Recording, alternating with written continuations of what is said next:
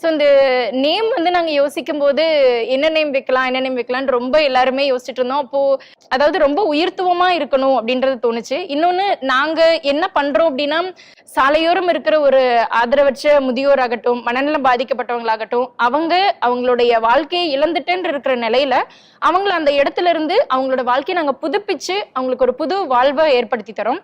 So அந்த மீனிங்கை கொடுக்குற மாதிரியான ஒரு வேர்டா இருக்கணும்னு யோசிச்சப்போ நான் வந்து ஜீவிதம் அப்படின்ற பேரை சூஸ் பண்ணேன். ஸோ அதுக்கு ஆக்சுவலி மீனிங் என்னன்னா ஜீவிதம் அப்படின்னா உயிர்ப்பித்தல், உயிர் பெறுதல் அப்படின்றதான் மீனிங். ஸோ தன்னோட வாழ்க்கையை இழந்தவங்க அவங்களுக்கான மறுவாழ்வு அடையிறாங்க அப்படின்றதுனால அது வந்து நான் ஜீவிதம் ஃபவுண்டேஷன் அப்படின்ற நேம் கொடுத்தோம். ஸோ அவர்ல இருந்து ஆரம்பிச்ச எங்க பயணம், அதுக்கப்புறம் நிறைய நபர்களை நாங்க சந்திக்க ஆரம்பிச்சோம். அப்போ எனக்கு வந்து ஆரம்பத்துல எனக்கு கஷ்டமா இருக்கே, எனக்கு வந்துட்டு நான் எப்பயுமே என்ன ஒரு சின்ன பொண்ணாதான் நான் ஃபீல் பண்ணிப்பேன். எந்த விதத்துல அப்படின்னு சொல்லி பார்க்கும்போது, எனக்கும் அப்பாவோட பாசம் வேணுமே, எனக்கும் அம்மாவோட பாசம் வேணுமே அப்படின்ற இடத்துல நான் வந்துட்டு என்ன ஒரு சின்ன குழந்தையாதான் எப்பயுமே யோசிச்சுப்பேன்.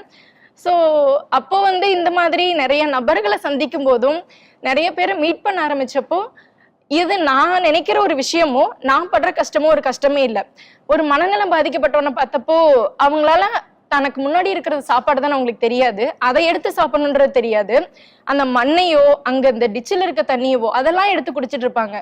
அப்போ நான் நினைச்சுக்கிட்டேன், எனக்கு இருக்க கஷ்டம் ஒரு கஷ்டமே இல்லை. நம்ம நினைச்சு வருத்தப்படுற விஷயம் ஒரு வருத்தமான விஷயமே கிடையாது. எனக்கு அட்லீஸ்ட் அந்த ஒரு சென்ஸையாவது கடவுள் கொடுத்துருக்காரு. இன்னைக்கும் நான் வேலைக்கு போய் சம்பாரிச்சுக்கக்கூடிய ஒரு நிலைமையில என்ன கடவுள் வச்சிருக்காரு.